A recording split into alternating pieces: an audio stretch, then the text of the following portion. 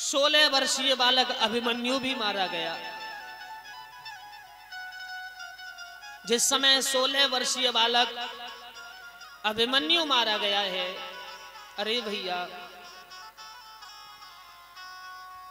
दुर्योधन ने मन में बहुत बड़ा क्रोध किया। क्यों? दुर्योधन के 100 भाई मारे जा चुके थे,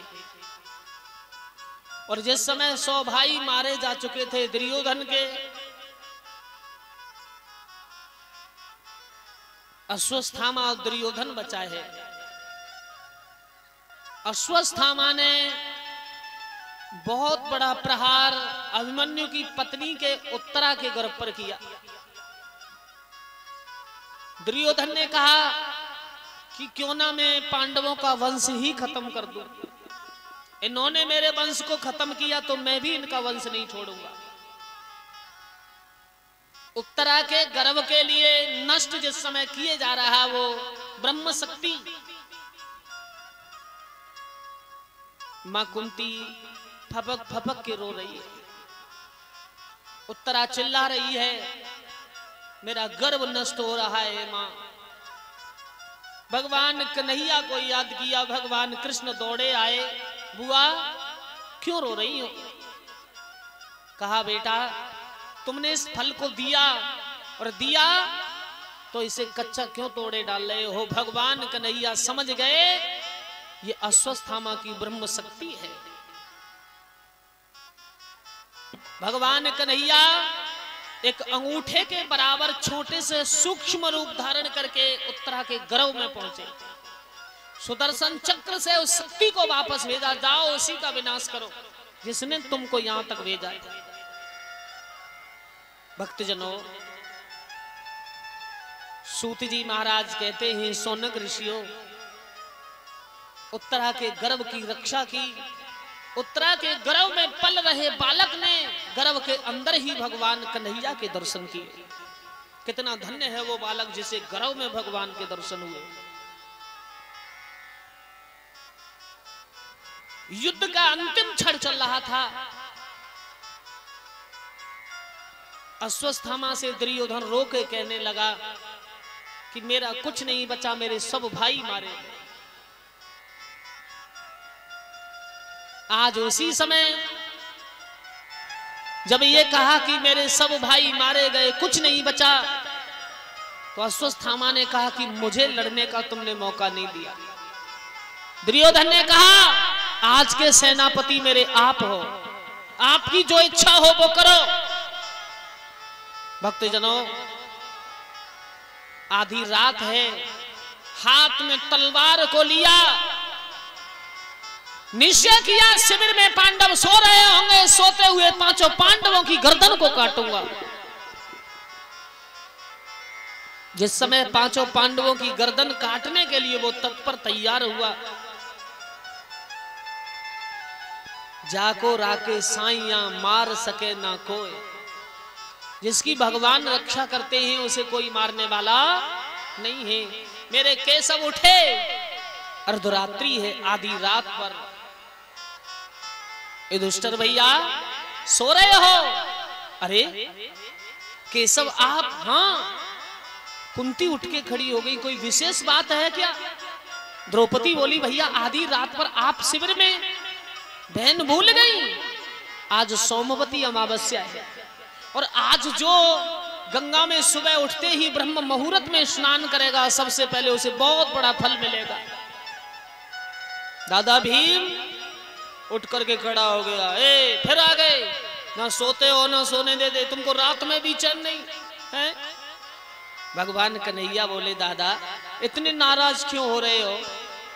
भीम कहने लगे नाराज क्यों ना हूं, तुमने किया मेरे लिए। एक मोटू नाम और रख दिया, संसार मोटू मोटू कह के हंसता है। पूरे दिन युद्ध किया, रात्रि में भी आप चैन नहीं लेने देते। अरे दादा आज तो गंगा स्नान को चलना है। बोले तुम जाओ, हम नहीं जाते। भगवान कन्हैया ने कहा दादा तुम नहीं चलोगे तो मैं भी नहीं जाऊंगा। भीम समझ गए कि कृष्ण का हमसे अतीत प्रेम है। नकुल सहदेव को उठाया, द्रौपदी सहित 5 पांडव कुंती को लेकर के गंगा नहाने चले गए और उस शिविर में द्रौपदी पुत्रस्य महाबलवंता, जो द्रौपदी के पुत्र अर्जुन के समान महाबलवान 5 पुत्र सो रहे थे, जो 5 पांडवों के समान बलवान है।